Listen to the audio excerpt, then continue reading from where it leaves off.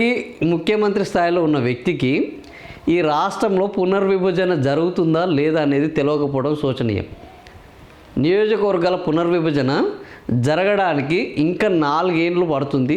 ఆ తర్వాత ఆ నియోజకవర్గాల పునర్విభజన కమిషన్ వేయడానికి ఇంకో 2 ఏళ్ళు పడుతుంది. 2023 నాటికి నియోజకవర్గాల పునర్విభజన అయ్యే అవకాశం లేదు. ఎందుకంటే ఇప్పుడే జనగణన 2025 మొదలైంది. ఈ 2025 మొదలైంది 2028 ఎండింగ్ నాటికి ఈ జనగణన పూర్తవుతుంది.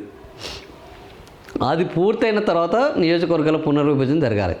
కనీసము ఒక ముఖ్యమంత్రి స్థాయిలో ఉన్న వ్యక్తికి రేపు 2028లో ఈ పునర్విభజన ప్రకారము ఎన్నికలు జరుగుతాయా, పాత నియోజకవర్గాల ప్రకారం ఎన్నికలు జరుగుతాయా అన్న ముందు చూపు కూడా లేదు అని అంటే మనం ఇంకా 2047కు విజన్ తయారు చేస్తున్నాము. కానీ మనకు 2029లో 2028లో 2029లో వచ్చే ఎన్నికల్లో శాసనసభలు ఇవే ఉంటాయా, ఎక్కువ పెరుగుతాయన్న సోయి కూడా లేదంటే మనం ఏ స్థాయిలో ఉన్నాము, మన విజన్ ఏంటి, మన రాజకీయం ఏమిటి, మనం ద్వేష రాజకీయాల్లో ఉన్నామా లేకపోతే ఒక విజన్తో కూడిన రాజకీయాలు ఉన్నామా ఇక్కడనే అర్థమవుతుంది.